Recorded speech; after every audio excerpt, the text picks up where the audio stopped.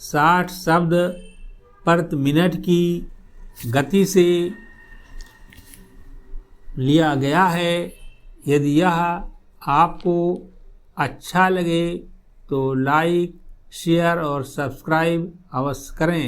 Ready महोदय, उदाहरण के लिए हिंदी को भारत की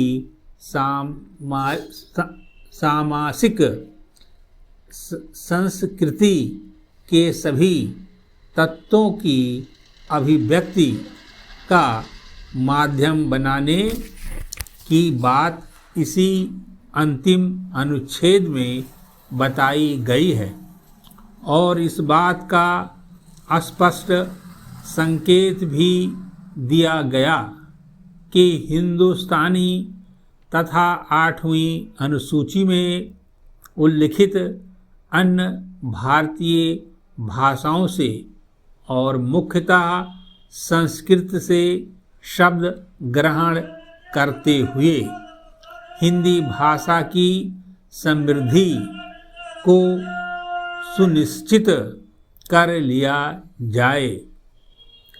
यह निर्देश वास्तव में भारतीय भाषा दर्शन में एक नया अध्याय परिवर्तित करने वाला ऋषि वाक्य है।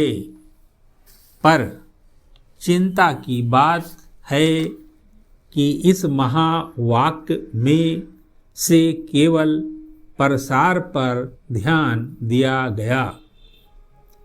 फिर भी इतना तो संतोष का विषय है कि प्रचार प्रसार तो पर्याप्त मात्रा में हुआ और वह भी स्वैच्छिक संस्थाओं के माध्यम से। आज हिंदी के लिए देश में जो अनुकूल वातावरण है वह हिंदी साहित्य सम्मेलन, दक्षिण भारत हिंदी प्रचार सभा, राष्ट्रभाषा प्रचार समिति, वर्धा, हैदराबाद हिंदी प्रचार सभा जैसी संस्थाओं की साधना का ही फल है। सरकार की ओर से केंद्रीय साहित्य अकादमी, नेशनल बुक ट्रस्ट आदि संस्थाओं ने भी इस दिशा में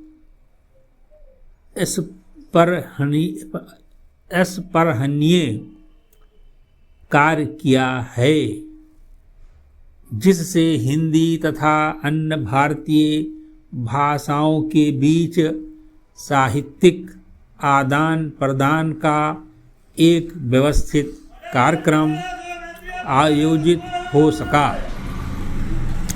इससे दो लाभ हुए।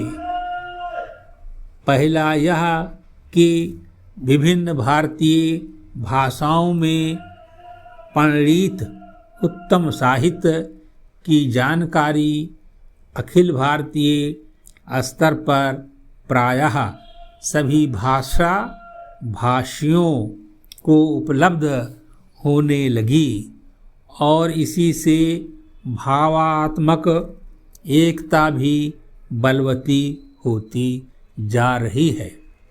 आज से 30 वर्ष पहले हमारे यहाँ के शिक्षित वर्ग को भी इस बात का पता नहीं था कि दक्षिण की 4 प्रमुख भाषाएं कौन कौन सी हैं, ये भाषाएं कहाँ बोली जाती हैं और उनका साहित्य कितना समृद्ध है।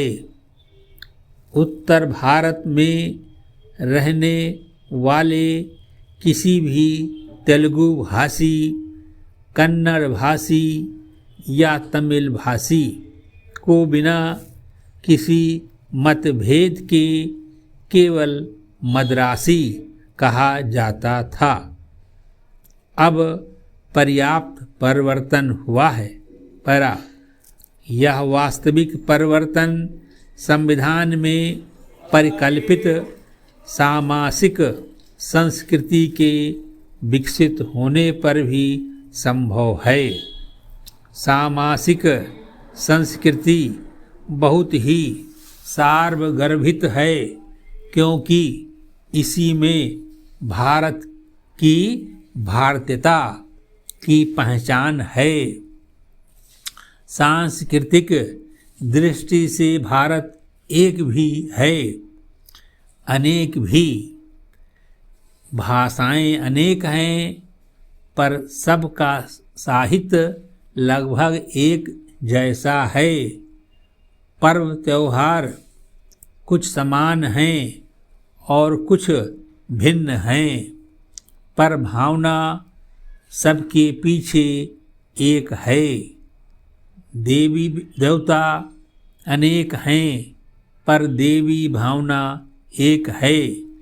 सामाजिक रीत रिवाज, शादी ब्याह के तौर तरीके अलग दिखने पर भी मूल भावना एक है।